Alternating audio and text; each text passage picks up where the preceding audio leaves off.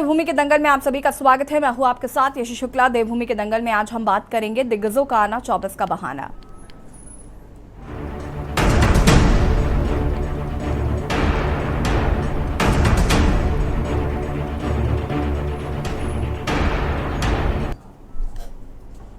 उत्तराखंड में लोकसभा चुनाव के लिए समय बेहद कम है। ऐसे में भाजपा के तमाम केंद्रीय नेताओं के दौरे तेज हो गए हैं और इस कड़ी में केंद्रीय गृह मंत्री अमित शाह 7 अक्टूबर को उत्तराखंड दौरे पर रहेंगे।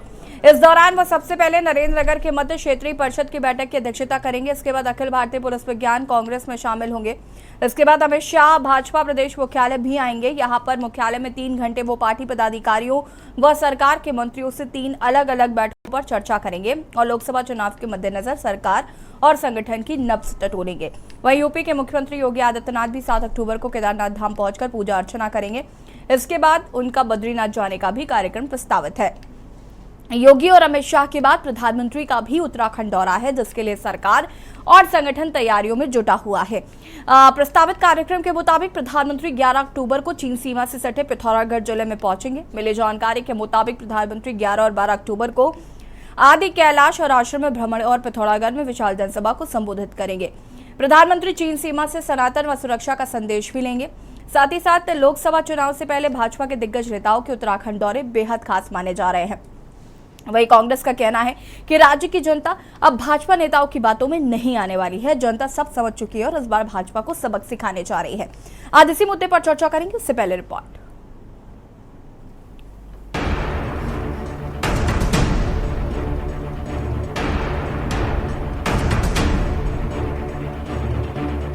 उत्तराखंड में लोकसभा चुनाव से पहले भाजपा के तमाम केंद्रीय नेताओं के दौरे ताबड़तोड़ शुरू होने जा रहे हैं। इसी कड़ी में केंद्रीय गृह मंत्री अमित शाह 7 अक्टूबर को उत्तराखंड दौरे पर रहेंगे। इस दौरान वो सबसे पहले नरेंद्रनगर की मध्य क्षेत्रीय परिषद की बैठक की अध्यक्षता करेंगे। इसके बाद अखिल भारतीय पुलिस विज्ञान कांग्रेस में शामिल होंगे। बता दें कि मध्य क्षेत्रीय परिषद की बैठक की मेजबानी का मौका इस बार उत्तराखंड को मिला है। इसमें उत्तराखंड के मुख्यमंत्री पुष्कर सिंह धामी, यूपी के सीएम योगी आदित्यनाथ, मध्य प्रदेश के सीएम शिवराज सिंह चौहान शामिल होंगे। बैठक की सभी तैयारियां पूरी कर ली गई है। वहीं मुख्यमंत्री पुष्कर सिंह धामी ने बताया कि उनकी गृह मंत्री अमित शाह के साथ मध्य क्षेत्रीय परिषद की बैठक और Akhil Bharatiya police science conference के संबंध में चर्चा हुई है। मध्य क्षेत्रीय परिषद की बैठक हमारे उत्तराखंड के अंदर 7 अक्टूबर को प्रस्तावित है। उस बैठक के संबंध में भी चर्चा हुई है और पूरे देश की पुलिस का सम्मेलन होना है, उस सम्मेलन के संबंध में भी चर्चा हुई है। क्योंकि हमारा राज्य देखिए 2 अंतर्राष्ट्रीय सीमाओं से लगा हुआ राज्य है और उत्तर प्रदेश की सीमा से लगा है, इधर हिमाचल की सीमा से लगा हुआ है। उन सभी सीमावर्ती क्षेत्रों में जो हमारे यहाँ पर अनेकों प्रकार की जो आंतरिक गतिविधियां हैं, उन सब गतिविधियों के बारे में भी चर्चा करेंगे। उत्तराखंड राज्य के अंदर जो विकास से संबंधित जो हिमालय राज्यों की अलग एक अपनी आवश्यकताएं हैं, जरूरत है, उन जरूरतों पर भी हम चर्चा करेंगे। बाकी एज पर एजेंडा जो होगा उस पर सभी पर बात होगी। आपको बता दें कि केंद्रीय गृह मंत्री अमित शाह नरेंद्रनगर में होने वाली बैठक के बाद भाजपा प्रदेश मुख्यालय भी आएंगे। मुख्यालय में 3 घंटे वो पार्टी पदाधिकारियों और सरकार के मंत्रियों से 3 अलग अलग बैठकों में चर्चा करेंगे। लोकसभा चुनाव के मद्देनजर सरकार और संगठन की नब्ज टटोलेंगे। वहीं यूपी के मुख्यमंत्री योगी आदित्यनाथ भी 7 अक्टूबर को केदारनाथ धाम पहुंचकर पूजा अर्चना करेंगे।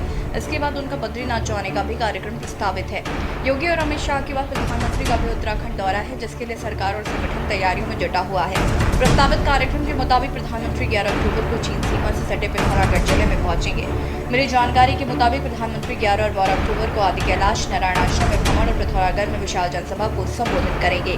प्रधानमंत्री चीन सीमा से सनातन व सुरक्षा का संदेश भी देंगे। लोकसभा चुनाव से पहले भाजपा के दिग्गज नेताओं के उत्तराखंड दौरे बेहद खास माने जा रहे हैं। वहीं कांग्रेस का कहना है कि राज्य की जनता भाजपा नेताओं की बातों में नहीं आने वाली। जनता सब समझ चुकी है और इस बार भाजपा को सबक सिखाने जा रही है। निश्चित रूप से भारतीय जनता पार्टी के सभी पदाधिकारी और हमारे नेता सभी जनता की सेवा में संलग्न रहते हैं, इसलिए समय समय पर उनके प्रवास के कार्यक्रम रहते हैं। इसी क्रम में हमारे गृह मंत्री जी 7 तारीख को उत्तराखंड के दौरे पर है। उनका कार्यक्रम देहरादून में भी है और नरेंद्रनगर में भी है और पार्टी पदाधिकारियों के साथ भी उनका कार्यक्रम है। इसके अलावा 12 तारीख को हमारे यशस्वी नेता, विश्व प्रख्यात नेता नरेंद्र भाई मोदी जी, जिनका उत्तराखंड के प्रति विशेष लगाव है। वो भी पिथौरागढ़ में विशाल जनसभा को संबोधित करने वाले हैं। यह हम सब के लिए गौरवपूर्ण क्षण है कि जिस तरह से उन्होंने उत्तराखंड के विकास के लिए कई परियोजनाएं प्रारंभ की हैं, उनके आने के बाद हमें और सौगातें मिलेंगी। उत्तराखंड प्रगति के पथ पर अग्रसर होगा, ऐसा हमारा विश्वास है। देखिए, उनको आने दीजिए। जिस प्रकार से राज्य की स्थिति है, डेंगू से सैकड़ों लोग मर गए, सैकड़ों लोग मर गए।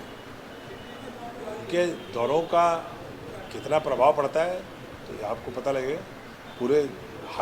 पूरे राज्य के सारा राज्य आपदाग्रस्त है। पूरे राज्य में आपदा आई हुई, सैकड़ों मार्ग बंद हैं आज भी। पूरा चार धाम यात्रा में पूरी सड़कें देख लीजिए, ऑल वेदर रोड के हाल देख लीजिए। तो अब जनता जवाब देगी, दौरे कितने भी कर लें, लेकिन निश्चित तौर पे जो जनता ने पीड़ा और कष्ट सहे हैं उसका जवाब मिलेगा। कुल मिलाकर चुनाव से पहले भाजपा के दिग्गज नेताओं के उत्तराखंड दौरे से पार्टी के कार्यकर्ताओं में काफी उत्साह है। सरकार से लेकर संगठन तक गृह मंत्री अमित शाह, प्रधानमंत्री नरेंद्र मोदी समेत तमाम दिग्गज नेताओं के दौरे को सफल बनाने की तैयारियों में जुटा है। वहीं चुनाव से पहले प्रधानमंत्री का पिथौरागढ़ दौरा भी कई मायनों में महत्वपूर्ण है। देखना होगा प्रधानमंत्री अपने संबोधन में जीत के लिए क्या कहते हैं। देखना ये भी होगा कि प्रधानमंत्री की जनसभा का क्या एक बार फिर भाजपा को लोकसभा चुनाव में जीत की हैट्रिक दिला पाएगी। देखना होगा कि कांग्रेस के शीर्ष नेता कब तक उत्तराखंड का दौरा करते हैं। Uttarakhand desk report KBC news. BJP के बड़े दिग्गज नेताओं का देवभूमि में जमावड़ा, और कहीं ना कहीं ऐसा माना जा रहा है कि ये 2024 के लोकसभा चुनाव का आगाज है। चाहे वो केंद्रीय गृह मंत्री अमित शाह हो, चाहे वो प्रधानमंत्री का दौरा हो, या यूपी के CM योगी आदित्यनाथ का दौरा हो। JP नड्डा भी उत्तराखंड आ सकते हैं। अलग अलग मुख्यमंत्री शिवराज सिंह चौहान भी जल्द ही उत्तराखंड आ सकते हैं। बड़ी बात यह है कि कहीं ना कहीं एक चुनावी बिगुल जो है वो बीजेपी फूंकना चाहती है, 2024 का आगाज करना चाहती है। आज हम इसी पर चर्चा करेंगे। मेहमान हमारे साथ जुड़ चुके हैं, उनसे आपका परिचय करा देते हैं। रविंद्र कुमार जी, प्रदेश प्रवक्ता बीजेपी से हमारे साथ जुड़ चुके हैं। मोहन काला, प्रदेश प्रवक्ता कांग्रेस से हमारे साथ जुड़ चुके हैं। कमलेश रामन जी, प्रदेश प्रवक्ता आम आदमी पार्टी से हमारे साथ जुड़ चुकी हैं। अनिल थपलिया जी, केंद्रीय प्रवक्ता UKD हमारे साथ जुड़ चुके हैं। सुभाष झा जी, वरिष्ठ पत्रकार हमारे साथ जुड़ चुके हैं। आप सभी का बहुत बहुत स्वागत सबसे पहले तो। और शुरुआत में रविंद्र जी आपसे करूंगी, 2024 के लोकसभा चुनाव का ये आगाज है क्या? सारे बीजेपी के दिग्गज नेता देवभूमि पहुंच रहे हैं। देखिए, 2024 में चुनाव तो पहले से ही तय है। जब 5 साल पहले सरकार 2019 में दोबारा बनी थी तो 2024 तय था कि चुनाव होंगे। लेकिन माननीय प्रधानमंत्री नरेंद्र मोदी जी का उत्तराखंड को लेके एक विशेष लगाव है, एक विशेष विजन है। इस देवभूमि उत्तराखंड में यहाँ के मठ मंदिरों के दर्शन करने के लिए वह कोई चुनाव या कोई ऐसी चीजों को नहीं देखते। वह हमेशा से आते रहे हैं और ये सब ने देखा भी है। देखिए, इस प्रदेश के अंदर केंद्र पोषित योजनाएं, बहुत सारी ऐसी योजनाएं, तमाम योजनाएं, चाहे बद्रीनाथ निर्माण के लिए, पुनर्निर्माण के लिए हो, चाहे केदारनाथ के लिए निर्माण के लिए हो, ऑल वेदर रोड हो, कर्णप्रयाग से ऋषिकेश से कर्णप्रयाग तक रेलवे लाइन हो, और रोपवे हो, गौरीकुंड घाट में रोपवे का कार्य हो। तो ये तमाम ऐसे कार्य हैं जिनको लेके माननीय प्रधानमंत्री मोदी की विशेष रूप से नजर रहती है। उनको देखते हैं, उन्हें मॉनिटर करते हैं। उनको लेके माननीय प्रधानमंत्री का विशेष रूप से एक उनकी इच्छा है कि ऐसा डेवलप हमारा प्रदेश बने, क्योंकि हमारा प्रदेश। रविंद्र जी, आपकी सुई प्रधानमंत्री पर अटक गई है। मैं तो 4 और लोगों के नाम गिना रही हूँ। चलो, प्रधानमंत्री का विशेष लगाव है, समझ में आता है, बाकी सबका कितना लगाव है उत्तराखंड से? नहीं, उत्तराखंड से लगाव सभी का ही है। देखिए, जब भी कोई ना कोई, तो फिर प्रधानमंत्री का लगाव अलग क्यों? माननीय अमित शाह जी अगर आ रहे हैं तो उनकी बहुत सारी बैठकें हैं, उनकी अपनी विभाग की सीधी सीधी बात तो यही है ना रविंद्र जी। देखिए, स्वीकारिए ना डंके की चोट पर कि 2024 का आगाज है। चुनाव तो वैसे भी आप तो हमेशा ही, आपकी पार्टी के लोग, केंद्रीय गृह मंत्री अमित शाह न जाने कितनी बार कह चुके हैं कि हम चुनावी बोर्ड में रहते हैं। स्वीकार करिए डंके की चोट पर, हाँ ये ऐलान है। जी, मैंने तो इसलिए पहले ही स्वीकार कर लिया कि 2019 में जब हम दोबारा आए थे, 2024 फिर ये विशेष लगाव, सुन लीजिए ना, हम कहते हैं 2024 में चुनाव आना ही है। लेकिन आप मुझे बताइए कि प्रधानमंत्री जी कब ऐसा हुआ कि चुनावों में खाली लोगों के बीच में जाए? आपकी सिर्फ माननीय मोदी जी, अभी मैं अगर मैं अमित शाह इतिहास जी हूं, गिना दे और बैठू ना तो चुनाव के आसपास ही आए हैं आपके प्रधानमंत्री जी। वैसे आपके भी हैं यशी जी, प्रधानमंत्री मेरे नहीं है, आपके भी हैं।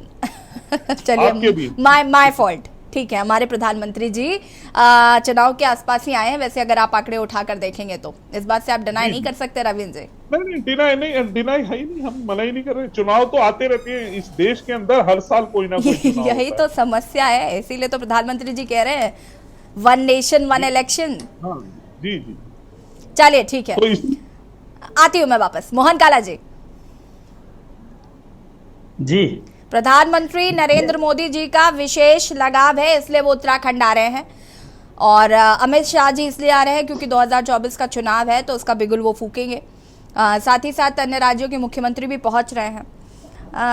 मैं इन पर आऊं, लेकिन उससे पहले मैं जरा कांग्रेस की बात कर लेना चाहती हूं। मैं आऊंगी इस पर, मैं इस पर आपकी राय जरूर लूंगी, लेकिन उससे पहले मैं इस पर राय लेना चाहती हूं कि कांग्रेस के बड़े दिग्गज नेताओं को देखने के लिए कांग्रेस उत्तराखंड के जो लोग हैं वो परेशान हैं काफ़ी ज़्यादा। उनको राहुल गांधी जी को देखना है, उनको प्रियंका गांधी जी को देखना है, आपकी पार्टी के जो बड़े दिग्गज नेता हैं उनको देखना है। तो क्या उनके दर्शन का सौभाग्य प्राप्त होगा उत्तराखंड वासियों को?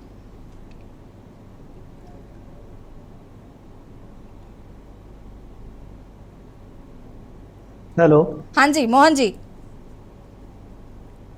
आपकी पार्टी के दिग्गज नेता आवाज कब आ रही है आएंगे? आपको? हाँ जी मोहन जी, आपकी पार्टी के दिग्गज नेता कब आएंगे?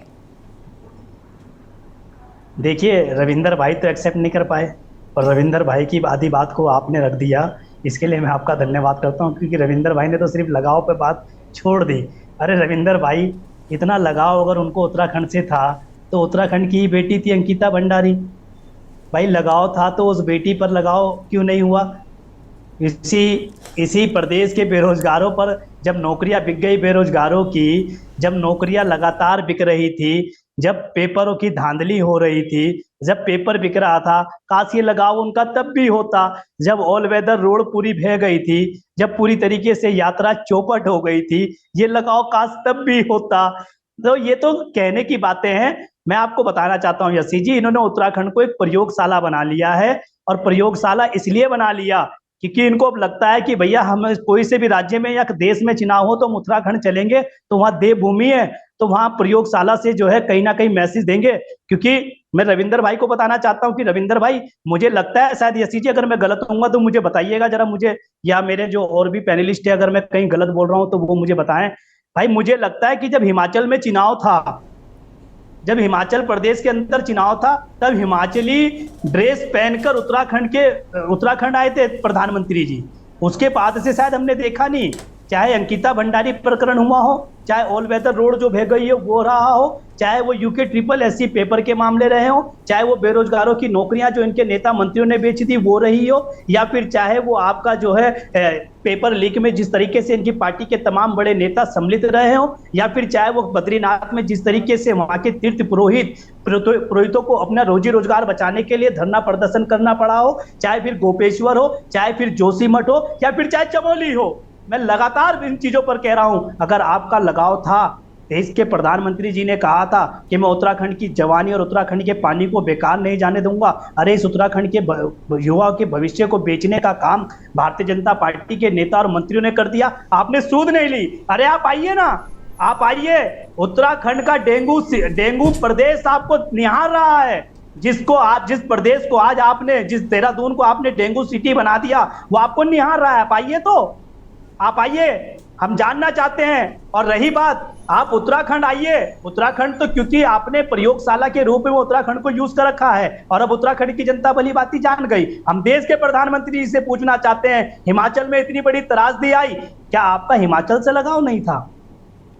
हिमाचल में इतनी बड़ी त्रासदी आ जाने के बाद मणिपुर आज भी चल रहा है। अरे उत्तराखंड आइए, उत्तराखंड तो आप बार बार आते हैं, जरा एक बार मणिपुर का भी तो दौरा कर लीजिए। मणिपुर भी तो इसी देश का हिस्सा है। मणिपुर में जनता नहीं रहती क्या? मणिपुर के लोग वोट नहीं डालते क्या? या मणिपुर में भाजपा नहीं है क्या? ये तमाम कोशिश करते हैं और आप कि हम उत्तराखंड की धरती पर ही रहें, मणिपुर और राजस्थान और हरियाणा जाने की कोशिश ना करें। ये देश का हिस्सा है, आप देश के हिस्से से बाहर नहीं जा सकते। और हमें अपने कार्यक्रम के हिसाब से भी तो चलना पड़ेगा। हम यहाँ पर देवभूमि का दंगल कर रहे हैं, बात हम मणिपुर की कर रहे हैं, अच्छा नहीं लगेगा ना सर? जी, अंकिता भंडारी भी तो उत्तराखंड की थी, मैंने उस पर भी तो बिल्कुल, अंकिता भंडारी पॉइंट पे मैंने आपको नहीं टोका ना, बट मैं आपने मणिपुर और इन सब पर बात नहीं सुनिए, करना चाहती हूँ। ये चमोली फिर में डिबेट 17 अलग दिनों की लेवल पे जांच चली कर- जाती है। देखिए मोहन काला जी, आपको इस बात को समझना पड़ेगा, आप मणिपुर जाएंगे वो राजस्थान जाएंगे, आप हरियाणा जाएंगे वो पंजाब जाएंगे, तो इस तरीके से फिर हम देवभूमि की बात नहीं कर पाएंगे, जो कि काफी महत्वपूर्ण है। ठीक है, हम चर्चा को आगे बढ़ाएंगे, आप सभी हमारे साथ बने रहिए। उसके बाद अन्य पैनलिस्ट का भी रुख करेंगे। हम यहाँ रुकेंगे एक छोटे से ब्रेक के लिए, जो हाजिर होता है। आप देख रहे हैं के न्यूज, खबरों का सारथी। उम्मीद की एक किरण घने अंधेरे में चहुं ओर भर देती है उजियारा। दशकों से रसोई में काले धुएं से बेहाल करोड़ों माताओं बहनों के जीवन में उम्मीद का नया सवेरा लेकर आई है प्रधानमंत्री उज्ज्वला योजना। हमारी सरकार ने बेटी को रसोई में लकड़ी का धुआं ना सहना पड़े, इसके लिए उज्ज्वला का गैस कनेक्शन दिया। प्रधानमंत्री उज्ज्वला योजना ने रखा है माताओं बहनों की सेहत का खास ख्याल। डबल इंजन की सरकार ने उत्तर प्रदेश में 1,75,00,000 परिवारों को निःशुल्क गैस कनेक्शन देकर महिलाओं को किया है सशक्त। उज्ज्वला है विजय का प्रतीक उन माताओं बहनों के लिए जिन्होंने जीवन गुजार दिया धुएं के काले बादलों के बीच। उज्ज्वला ने दिलाया है उन्हें उनके हक का सम्मान। नई उम्मीद, नया सवेरा, प्रधानमंत्री उज्ज्वला योजना। देखें कौन नया खिलाड़ी आया है, समझा देते हैं, प्यार से समझाएंगे। ये तो अपनी जुबान है। जुबान एक हो तो दिल भी एक होने चाहिए। विमल बोलो जुबान केसरी।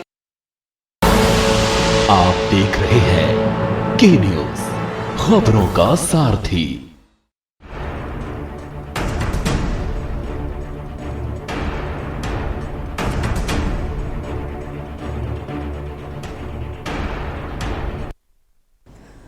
ब्रेक के बाद एक बार फिर से आप सभी का स्वागत है और देवभूमि के दंगल में आज हम बात कर रहे हैं दिग्गजों का आना 2024 का बहाना। आज इसी पर चर्चा, मेहमान हमारे साथ लगातार बने हुए हैं और मैं यहाँ पर कमलेश रमन जी का रुख करना चाहूंगी। कमलेश जी, क्या कुछ कहना चाहती हैं? सारे बीजेपी के दिग्गज एक एक कर सिलसिलेवार तरीके से उत्तराखंड पहुंचेंगे और कहीं ना कहीं 2024 की चुनावी बिसात बिछाने की कोशिश करेंगे, जनता को लुभाने की कोशिश करेंगे। अब ऐसे में सवाल ये उठता है कि कांग्रेस हो या आम आदमी पार्टी हो, क्या हमें ये अभी दिग्गजों का आना जाना देखना इन पार्टियों की तरफ से भी नसीब होगा, या फिर बीजेपी ही जिस तरीके से हमेशा करती आई है हम उसी तरीके से देखेंगे चीजों को?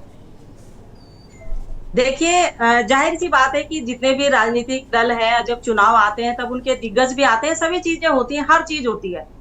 लेकिन अभी हमारे भाई कह रहे थे कि प्रधानमंत्री जी का विशेष लगाव है उत्तराखंड से, तो क्या ये प्रेम उमड़ उमड़ कर जो उनका आता है, क्या चुनाव के दौरान ही आता है, या इस प्रदेश पर जब कोई विपत्ति आती है उस वक्त भी वो प्रेम भाव उनका उमड़ कर आता है? क्योंकि वो देश के प्रधानमंत्री आ सकते हैं, स्वागत है उनका, वो मठ घूमे, मंदिर घूमे, कोई दिक्कत नहीं है, सबको दर्शन करने का पूरा पूरा अधिकार है। पर देश के प्रधानमंत्री उस वक्त कहाँ गायब हो जाते हैं जब इस प्रदेश के ऊपर आपदा आती है, जब इस प्रदेश के ऊपर लोगों को मारा जाता है, जब ये प्रदेश जूझ रहा होता है अपनी अन्य और समस्याओं से, तब उस वक्त प्रधानमंत्री जी का वो प्यार उमड़ता हुआ यहाँ दिखाई नहीं देता। आज पूरे देश के अंदर, क्योंकि वो तो बाबा जी है, झोला उठाएंगे कहीं भी चल देंगे, कोई दिक्कत नहीं है, आ जाए कोई प्रॉब्लम नहीं है। पर दिक्कत यहाँ आती है जब केवल नेता सिर्फ अपने स्वार्थ की राजनीति करता है, क्योंकि 2024 का चुनाव आने वाला है, क्योंकि बीजेपी के प्रवक्ता जी अभी एक्सेप्ट नहीं कर रहे हैं इस चीज को। 2024 का जो चुनाव आने वाला है वो तो बिसात बिछाने में माहिर है, वो तो इतनी बिसात बिछा देते हैं कि उस बिसात के अंदर वो इतना गुम हो जाते हैं कि इस उत्तराखंड को वो समझते हैं, जैसे अभी कहा कि एक प्रयोगशाला प्रशिक्षण केंद्र यहाँ बना के रख दिया इसको, कि उत्तराखंड के अंदर हम प्रशिक्षण करेंगे और तब उसे पूरे देश में कहीं ना कहीं लागू करेंगे। तो क्या इस प्रदेश की जनता केवल इसलिए रह गई है कि आप चुनाव के समय पे आए और यहाँ पर प्रयोग करें, अपनी जनता को गुमराह करें, और गुमराह करके आप सत्ता में काबिज हो और उसके बाद जनता की तरफ आप रुख ना करें? यहाँ का पलायन रोकने के लिए आप कोई कवायद नहीं करते, यहाँ कोई प्यार नहीं उमड़ता आपका, यहाँ के बेरोजगारों को रोजगार देने के लिए प्यार नहीं उमड़ता आपका, यहाँ की महिलाएं, जो हमारी पहाड़ों में महिलाएं रहती है, जो पूरे खेत खलियार घर उनके ताले लग चुके हैं, खाली हो चुका है पूरा प्रदेश, पहाड़ के ऊपर जितनी विधानसभाएं खाली हो चुकी है, नेता लोग वहां से पलायन कर रहे हैं, जनता वहां से पलायन कर रही है, पर प्रधानमंत्री जी का जो मोह है, वो जो प्यार है, वो पलायन पर कहीं दिखाई नहीं देता। यहाँ रोजगार लाने के लिए जो अभी इन्वेस्टर समिट का जो जिक्र किया जाता है कि अब वो होने वाली है, तो वाकई इनके दिग्गज आएंगे और दिग्गज आकर के बड़ी बड़ी लच्छेदार बातें यहाँ करेंगे, इस प्रदेश की जनता को भ्रमित करने का काम करेंगे।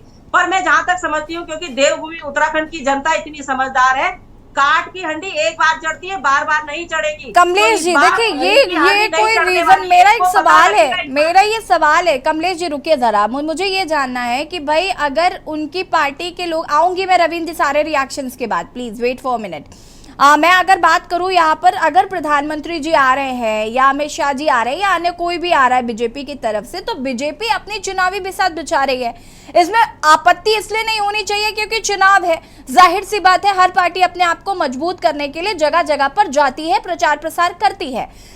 आपकी पार्टी अगर ऐसा नहीं कर रही है या आगे करने का सोच रही है, तो ये बीजेपी का प्रॉब्लम नहीं है, इससे विपक्ष को क्या आपत्ति? देखिए, हमें कोई आपत्ति नहीं है, आए नहीं, आपत्ति तो है, देखिए घोर आपत्ति, इसीलिए हम चर्चा कर रहे हैं इस पर। इस प्रदेश को आएंगे तो हमें आपत्ति होगी। अगर इस प्रदेश की जनता यहाँ के युवाओं को, यहाँ की महिलाओं को ठगने के लिए आएंगे तो हमें परेशानी होगी। अगर यहाँ के लोगों को भ्रमित करने का काम करेंगे तो हमें परेशानी होगी। स्मार्ट सिटी के नाम पर यहाँ इतना बड़ा घोटाला हो जाता है, प्रधानमंत्री के मुंह से एक जबान नहीं निकलती है।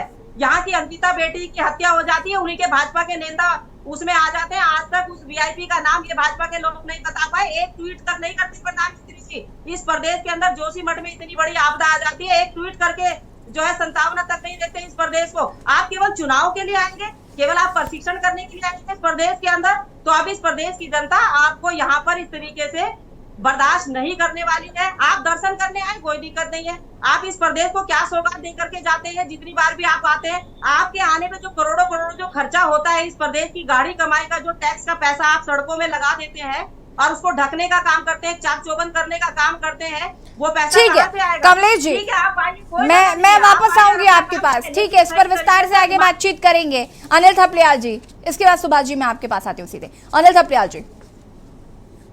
जी यशी जी, ये तो स्वाभाविक है कि अगर लोकसभा हो, विधानसभा चुनाव हो, तो पार्टियों को आना जाना, वरिष्ठों का आना जाना, वीआईपीज का मूवमेंट्स होना, ये तो स्वाभाविक बात है। पर सवाल इस बात का, उत्तराखंड राज्य की अगर मैं बात करूं तो उत्तराखंड राज्य में जितने भी दिग्गज आ रहे हैं, क्या वो उन बेरोजगारों को जिन पे लाठियां भांजी थी उन पे मल्लम, उनके गांव पे मल्लम लगाने आ रहे हैं? क्या जो आपदा पीड़ित टेंट लगा के रह रहे हैं, जिनको आपदा मुआवजा पूरा नहीं मिला, क्या उस पे चर्चा होगी या उनके गांवों पे मल्लम लगाने आएंगे? क्या 3000 गांव जो 2000 नवंबर 2000 से लेकर और अभी तक पलायन हो चुके हैं, वीरान हो चुके हैं, गांव खाली हैं, उन 3 गांव में गांव मवासे बसाने आएंगे, यानी परिवार बसाने आएंगे, उन गांवों का भ्रमण करेंगे? क्या अंकिता भंडारी केस पे कोई गंभीर चर्चा होगी? क्या स्वास्थ्य व्यवस्था जो दुरुस्त नहीं उस पर कोई चर्चा होगी? क्या केंद्र सरकार और राज्य सरकार की जो योजनाएं चल रही हैं कितनी धरातल पे हैं, उन पे चर्चा होगी? सवाल इस बात का, जनता ये देखना चाहती है। ये तो सभी जान रहे हैं कि आप भी बेहतर जानती हैं कि 2000 लोकसभा चुनाव है, तो छोटी सी छोटे, चाहे क्षेत्रीय दल हो चाहे राष्ट्रीय दल हो, वो भ्रमण करेंगे, जाएंगे, करेंगे, प्रचार प्रसार करेंगे। लेकिन जब हर जगह तो संपत्ति सिम कार्ड तो नहीं चलेगा ना, कहीं कहीं एक टैरिफ ऐसा भी होता है जो अपनी पैरामीटर तरीके का भी दिखाना होता है कि हमने ये काम किए हैं। अब रहा सवाल माननीय प्रधानमंत्री जी का, उनका स्वागत है हृदय से, और वो उत्तराखंड की जनता भी करती है और यूकेडी भी करती है। लेकिन सवाल इस बात का है कि कितनी गंभीरता से वो इन चुनावों को, इन सभाओं को लेते हैं, और इन सभाओं में जैसे मैंने जो अभी गिने हैं, इन पे कितनी चर्चाएं होंगी।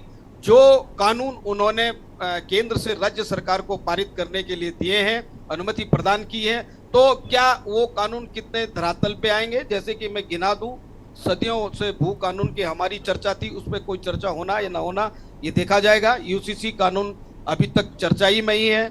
महिला आरक्षण लागू हो गया और सब कुछ हो गया, लागू कब होगा? अब बेरोजगारी, आपदा, पलायन, ये तो सब मैंने गिना दिया है। ये जो उत्तराखंड की मूलभूत सुविधाओं पे मंच पे जाके, जनसभाओं में जाके अपने टीम के साथ ये कुछ कहेंगे, जिनको मुखिया बना रखा है या जो संबंधित विभाग के मंत्री हैं, किस विभाग में कितना कितना काम हुआ उसका आंकड़ा लेंगे पहले, या सीधे जनसभाएं करेंगे कि इस बार हम यहाँ से लेकर जोशीमठ बद्रीनाथ तक ट्रेन लेंगे, अगली बार हम पूरे हिमालय को हिला देंगे और हिमालय को शहर बना देंगे, या क्या करेंगे? ऑल वेदर रोड का अभी कांग्रेस के प्रवक्ता जी ने बहुत शानदार बताया, 1 किलोमीटर पे जाओ तो ऐसा लगता है घर पहुंच पाऊंगा, नहीं पहुंच पाऊंगा। अभी ये स्वास्थ्य व्यवस्थाएं इनकी ऐसी दयनीय है, दया आता है। तो 23 वर्ष का हो गया उत्तराखंड, अरे कहाँ डॉक्टर है तुम्हारे? कहाँ है वो डॉक्टर? इतने मेडिकल कॉलेज खोल, आप तो बता रहे हैं हमने 2 मेडिकल कॉलेज खोल दिए, हमने ये कर दिया, हमने वो, कहाँ है? और ये पहला केस, पहला उत्तराखंड ये देवभूमि है जिसमें ये क्या नाम है अपना, ये लव जिहाद का मामला, इस पे क्या महिला सशक्तिकरण को लेकर के क्या कदम इन्होंने उठाए हैं? अभी तक अंकिता कांड तो सुलझा नहीं पाए, वो आग तो बुझी नहीं और चल पड़े। वो सुना कि गांव तो बसा ही नहीं और लुटेरे चल पड़े। ठीक है अनिल थपलियाल जी, मैम एक शेर इन पे आता, हमें अपनों ने ही लूटा, गैरों में क्या दम था, मेरी नहीं हमारी कश्ती वहीं डूबी जहां पानी कम था। ये बीजेपी पे लागू होता है। हमने अपना सोच करके इनको चलिए ठीक है अनिल थपलियाल जी, वापस आएंगे आपके पास। सुभाष झा जी, क्या कुछ कहना चाहते हैं? प्रधानमंत्री का दौरा, केंद्रीय गृह मंत्री अमित शाह का दौरा, अलग अलग राज्यों के अलग अलग मुख्यमंत्रियों का दौरा, चाहे वो योगी आदित्यनाथ हो, शिवराज सिंह चौहान हो, उनका दौरा होना, और ये कहीं ना कहीं 2024 की चुनावी बिसात है। अब ये माना जाए या ना माना जाए, हम साफ देख पा रहे हैं, लेकिन विपक्ष को इससे लगातार आपत्ति है और विपक्ष मांग कर रहा है कि आइए तो अंकिता भंडारी के बारे में बात करिए, आइए तो जो लाठियां भांजी गई थी उन पर मलहम लगाइए। आपका रिएक्शन चाहूंगी मैं इस पर। हाँ मोहन जी, मैं आऊंगी। सुभाष जी। यसी जी सबसे पहले तो मैं, यसी जी आवाज आ रही है? हाँ जी हाँ जी, आवाज मेरी आ रही है क्या? हाँ जी सुभाष जी आ रही है। यसी जी, सबसे पहली बात ये कि ये चारों लोग, मैं रविंद्र भाई के एक बात से सहमत हूं कि प्रधानमंत्री जी का विशेष लगाव है उत्तराखंड से। हाँ जी। वो इसलिए है कि बाकी जगह जाके तो बयान लंबे लंबे देते ही रहते हैं, तो सो यहाँ भी देते हैं, लेकिन गुफा उन्होंने यहीं बनवाया है केदारनाथ में, और वो आ करके बीच बीच में गुफा टटोलते रहते हैं, गुफा का इनपुट लेते रहते हैं कि 2024 के इलेक्शन में अगर किसी कारण से भाजपा की हार हुई तो फिर जो है गुफा केदारनाथ का वो ठीक है या नहीं है, चाक चौबंद है या नहीं है। अब इसलिए अब ये लोग इस लगाव को समझते नहीं, तो इसका लोग क्या करेंगे? अब विपक्षी लोग इस लगाव को समझ नहीं पा रहे हैं। वो बहुत पहले कह चुके थे कि हमारा क्या है, हम झोला उठा के चल देंगे, तो झोला उठा के कहीं तो जाएंगे। तो वो इसलिए वो गुफा टटोलने आते हैं और अपनी पूरी टीम के साथ आते हैं। खैर अब आते हैं मुद्दे पे, क्योंकि अब इसलिए ये लोग नाहक में परेशान हो रहे हैं बेवजह, जो उनको लगाव नहीं है। मैं तो मानता हूं उनको बहुत लगाव। दूसरी बात ये है कि देखिए, अंकिता भंडारी, यूनिकोड, यहाँ का पलायन, यहाँ की बेरोजगारी, यहाँ का क्या कहते हैं कि मास्टर प्लान, बद्रीनाथ, यहाँ का जोशीमठ, यहाँ का स्मार्ट सिटी, ये तमाम चीजें हैं। लेकिन तमाम चीजें में ये सारे विपक्षी दल से भी मैं पूछना चाहता हूं कि प्रधानमंत्री आ रहे हैं और पूरे आला लश्कर के साथ आ रहे हैं, तो आपकी क्या तैयारी है? आप क्या उनका घेराव करेंगे? आप क्या स्मारक पत्र लेकर के उनके पास जाएंगे? आप क्या डेलीगेशन वहां लेकर के जाएंगे? अगर नहीं जाने दिया जाएगा तो आप क्या करेंगे? क्योंकि प्रदेश की जनता ने आपको इन्हीं के लिए आपको जवाबदेही सौंपा है, तो आखिर आप कौन सी भूमिका अदा कर रहे हैं? या सिर्फ यूट्यूब, फेसबुक और यहाँ डिबेट में आकर के सवाल छोड़ के अपनी कर्तव्य की तीसरी कर लेंगे? सवाल ये उठता है। इसलिए कि इन पर ये भी अपनी जवाबदेही से मुक्त नहीं हो सकते। सिर्फ सवाल करने से नहीं होगा, इन सवालों के लिए आप क्या कर रहे हैं? आपका कौन सा प्रयास चल रहा है? आप प्रधानमंत्री को ये कड़ा मैसेज जाए कि यहाँ की जनता जो है बर्दाश्त करने के मूड में नहीं है और यहाँ की जनता बहुत परेशान है। इस मैसेज को कौन पहुंचाएगा? ये काम किसका है? रविंद्र जी का है या ये काम हमारे मोहन काला जी का है, अनिल थपलियाल जी का है, कमलेश जी का है? ये लोग बताएं। इसलिए इन लोगों को अपना काम करना है और उसके लिए ये लोग क्या तैयारी कर रहे हैं, मेरा मूल सवाल यहाँ है। बाकी सवाल तो रविंद्र भाई बता ही रहे हैं कि उनकी क्या क्या तैयारी है, और इसमें नो डाउट कि ये चुनाव की तैयारी है, इसमें रविंद्र भाई भी स्वीकार कर रहे हैं, बाकी लोग भी हैं। प्रधानमंत्री को हक है अपने चुनाव की तैयारी करने का, और उसमें तो हमारे प्रधानमंत्री जी का महारत हासिल है। लेकिन ये विपक्ष के सारे नेता जवाब दे कि इनकी क्या तैयारी है। प्रधानमंत्री जी आ रहे हैं तो यहाँ के तमाम सवालों को लेकर के ये क्या करने जा रहे हैं? ठीक है, मोहन काला जी जवाब दीजिए, उसके बाद रविंद्र जी आपके पास आती हूँ मैं सीधे। देखिए, बहुत ही शानदार सवाल जो है हमारे वरिष्ठ पत्रकार महोदय जो झा जी हैं उन्होंने कहा है, और मैं उनकी बात से निश्चित तौर पर सहमत हूं। बताना चाहता हूं कि कांग्रेस पूरी तरीके से सड़क से लेकर सदन तक देश के प्रधानमंत्री हो चाहे गृह मंत्री हो, हम उनसे पूछेंगे सड़कों से लेकर और सदन तक कि भैया अंकिता भंडारी मर्डर केस में जब भारतीय जनता पार्टी के राज्य मंत्री का बेटा सामने आता है तो आपका ट्वीट कहां पर था, कहां थी आपकी संवेदनाएं, कहां थे आप गृह मंत्री थे, क्यों नहीं आप उत्तराखंड आए जैसे अब आप आ रहे हैं। कांग्रेस पूछेगी कि भैया जब चमोली के अंदर 17 लोगों की मौत हो जाती है करंट लगने से और वो भी भारत सरकार के प्रोजेक्ट से हो जाती है, तब कहां संवेदनाएं थी। कांग्रेस पूछने के लिए तैयार बैठी है। प्रधानमंत्री जी आप आइए तो हम कह रहे हैं, प्रधानमंत्री जी से भी, चाहे उत्तर प्रदेश के मुख्यमंत्री योगी आदित्यनाथ हो चाहे गृह मंत्री अमित शाह जी हो, हम पूछेंगे भैया कि आपने जब गुफा में ध्यान लगाया था तो उस गुफा में ध्यान लगाने के बाद 230 किलो सोना 30 किलो में तब्दील हो गया था।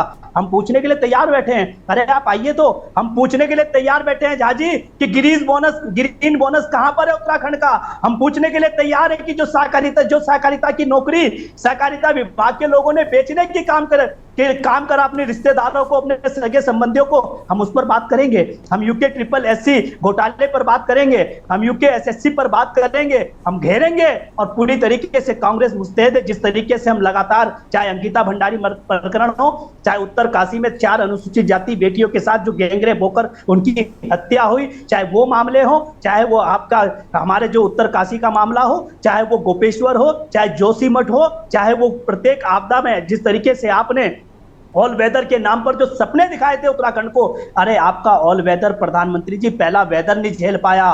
पहला वेदर जिसे कहते हैं, आज भी कई मार्ग बंद पड़े हुए हैं। हम पूछेंगे कि बद्रीनाथ के व्यापारियों को उजाड़ने का काम आपने अतिक्रमण में जो किया और आज उनकी दुकानें जो बेचने का काम आप उद्योगपतियों के हाथों कर रहे हैं, बड़े बड़े बिजनेसमैनों के हाथों। क्योंकि अब आप तो, मैं आपको यशी जी में एक बात क्लियर कर देना चाहता हूं, उनका कोई लगाव नहीं है और ना ही वो श्रद्धालु के तौर पर आते हैं। मैं खुले तौर पर आपके चैनल पर बैठकर कहना चाहता हूं, वो तो सिर्फ अपने जो उद्योगपति मित्र हैं उनके लिए जगह चिन्हित करने आते हैं। जिस तरीके से पिछली बार आए, ध्यान तो लगाया जरूर, पर वो ध्यान लगाया पर बद्रीनाथ पर चोट भी करी। बद्रीनाथ के तीर्थ पुरोहित किस तरीके से आंदोलन पर रहे ये किसी से छुपा नहीं है। और एक चीज और मैं कहना चाहता हूं सुभाष झा जी से भी और यशी जी आपसे भी, कि अब जनता देश के प्रधानमंत्री जी को समझने लगी है। क्योंकि ठीक है, मोहन काला जी हमें और लोगों को भी वक्त देना है। देखिए 40 हो गया, अभी वाइंड अप का समय हो जाएगा, मुझे और लोगों के पास भी जाना है। क्योंकि मैं अपनी बात अंत में पूरी कर दूं, क्योंकि समझने इसलिए लगे हैं क्योंकि देश के प्रधानमंत्री जी अपने आप को बड़ा समझदार समझकर जो है वो बड़ी सी हिमाचली ड्रेस पहनकर जो है आए थे, ताकि हिमाचल चुनाव पर शायद जो है असर डालने के लिए। पर जनता आप समझने लगी है, जनता ने हिमाचल में भी और उत्तराखंड की जनता भी, अब इनको बागेश्वर बहुत बड़ा उदाहरण है यशी जी, वहां भले ही कांग्रेस की हार हुई हो, भारतीय जनता पार्टी जीती हो, पर कांग्रेस हारकर भी जीती है और भारतीय जनता पार्टी जीतकर भी हारी है। अगर जीत का अंतराल देखेंगी तो 14,000 से 2400 पर आना भारतीय जनता पार्टी को अब समझ आ चुका। ठीक है, रविंद्र जी अनम्यूट कीजिएगा। यशी जी, जिस प्रकार से देखिए, लगातार आपने सबसे सवाल किया कि भाई हमारे नेता तो आ रहे हैं, भारतीय जनता पार्टी से पूछ लिया, और जब इनसे पूछा तो इन्होंने जवाब नहीं दिया। इधर उधर की बातें जो ये लगातार 2019 में, 2017 में, 2014 में लगातार चलाए जा रहे हैं, वो लगातार इन मुद्दों को उठाए जा रहे हैं। उन सवालों को लेके ये बात करते हैं। देखिए, इन्होंने अंकिता भंडारी को लेके तो बहुत अच्छी बात कही, ये इनका दर्द छलकता है अंकिता भंडारी के हत्यारों को। अरे आपको तो दर्द हुआ नहीं रविंदर भाई, मोहन भाई, मैं बीच सुनना पड़ेगा। फिर आपको तो दर्द हुआ नहीं। मोहन जी अब उनका समय खराब ना करिए। मोहन जी प्लीज। देखिए यशी जी, देखिए इनको अंकिता भंडारी का दर्द है, ठीक है, लगता है इनको, लेकिन वो आज कानून के दायरे में। लेकिन मैं आपको याद दिलाऊं कि अर्चना गौतम, लड़की हूं लड़ सकती हूँ की ब्रांड एम्बेसडर थी, प्रियंका गांधी जी लेकर आई। एक अनुसूचित महिला थी, एक एक्टिविस्ट थी, एक एक्टर थी। जिस प्रकार से उनके पिता को और उनको पीटा गया, लिटरली मारा उन्हें, आज एक भी आवाज प्रियंका जी के निवास स्थान पे। और उसका दोष क्या था उस बेटी का? उसका दोष ये था कि वो बधाई देने जा रही थी कि 33% आरक्षण जो महिलाओं के लिए हुआ है, कि सदन में जिस प्रकार से कांग्रेस ने इसका समर्थन किया, मैं बधाई दिया हूं। उसको पीटा भाई, इस बात रविंदर भाई आपको पूरी जाने नहीं है फिर नहीं, आप घुमा फिरा के आपको बता के जा रही थी कि मैं बधाई देने जा रही हूँ। अरे झूठ बोलने से देखिए, आपको पता है कि भारतीय जनता पार्टी आपको झूठ सिखाती है कि झूठ बोलो, बार बार बोलो, जोर से बोलो, चिल्ला के मोहन जी अर्चना गौतम के वीडियोस मैंने भी देखे हैं। मोहन जी अर्चना गौतम के वीडियोस मैंने भी देखे हैं। अर्चना गौतम ये चीख कर कह रहे हैं कि वो सिर्फ और सिर्फ मल्लिकार्जुन खड़गे जी को बधाई देने जा रही थी। देवभूमि पर बात कर रही हूँ, अभी आप ही कह रही थी मैं देवभूमि पर। अर्चना गौतम से इनको राजस्थान पर तो दर्द दिखाई दे रहा, इनको मोहन काला जी आपको जवाब नहीं देना कोई बात नहीं, और ये मेरा विषय भी नहीं हो, मैं इस पर आपसे जवाब मांगूंगी नहीं। आपने चूंकि डिफेंड किया, एक सेकेंड, नहीं, आपने डिफेंड किया, इसलिए मैं आपको बात बता रही हूँ कि अर्चना गौतम का वीडियो मैंने भी देखा है, वरना उस पर बहुत सारी बातें मैं उस पर बात कर सकती हूँ, लेकिन मैं करूंगी नहीं। रविंद्र जी लगातार चैनल पे बैठ के राजस्थान जा सकते मैंने हो, इनको झूठ को देखिए, मोहन काला जी आप नहीं बोलने देंगे उनको, आप नहीं बोलने देंगे उनको। मैं किसी और पैनलिस्ट के पास चले जाऊं। उत्तराखंड की 4 उत्तरकाशी की दलित बेटियां नहीं दिखेंगी आपको। मोहन काला जी को म्यूट करिए प्लीज। मोहन काला जी देखिए बहुत गलत बात है, बहुत गलत। आप म्यूट कर देंगे, मैं अनम्यूट हो जाऊंगा यहाँ से। हाँ मुझे पता है, इसीलिए मैं कह रही हूँ बहुत गलत बात है। रविंद्र जी नहीं, ये सच्चाई है। मोहन काला जी आप बोलने नहीं देंगे क्या? आप समझ रहे हैं ना, डिबेट का वक्त बर्बाद हो रहा है, हमारे पास बहुत कम वक्त है। इनसे बोलिए कि ये अंकिता भंडारी पे इन पे दर्द कब छलकेगा। मोहन जी देखिए मैं एक और सच्चाई बताता हूँ। देखिए आपको ये महिलाओं को लेकर एक दर्द और बताता हूँ। इन्होंने उत्तर प्रदेश में 40% आरक्षण दिया था महिलाओं को चुनाव लड़ने के लिए, लेकिन हिमाचल में नहीं दिया, राजस्थान में नहीं दिया, कहीं नहीं दिया। क्यों दिया यूपी में? कि इन्हें पता था यहाँ जिताना तो है नहीं, दे के कम से कम अपने ऊपर सेहरा मान लो कि 40% सीटें हमने दी। क्या महिलाओं को हिमाचल में दिया इन्होंने? सुन लीजिए, आप बीच में ना टोकना। और दूसरी बात एक और मैं बताऊं, ये प्रयोगशाला लगातार कहते हो उत्तराखंड, बिल्कुल है प्रयोगशाला। सनातन को सर्वोत्तम तक ले जाने की प्रयोगशाला है उत्तराखंड। आज सनातन 230 किलो सोना बेच दिया आपकी सनातियों ने। 230 किलो सोना। कर्नाटक के अंदर कैसे सनातनी है आप? 230 किलो सोना बेचने का काम करते हैं आपने। हिंदुओं को डराने का राजस्थान में कन्हैया की चले ठीक। देवभूमि के दंगल में हमारे साथ जो मेहमान जुड़े थे, आप सभी का बहुत बहुत शुक्रिया चर्चा में शामिल होने के लिए। और देवभूमि के दंगल में फिलहाल इतना ही। देखते रहिए के न्यूज़ इंडिया। नमस्कार।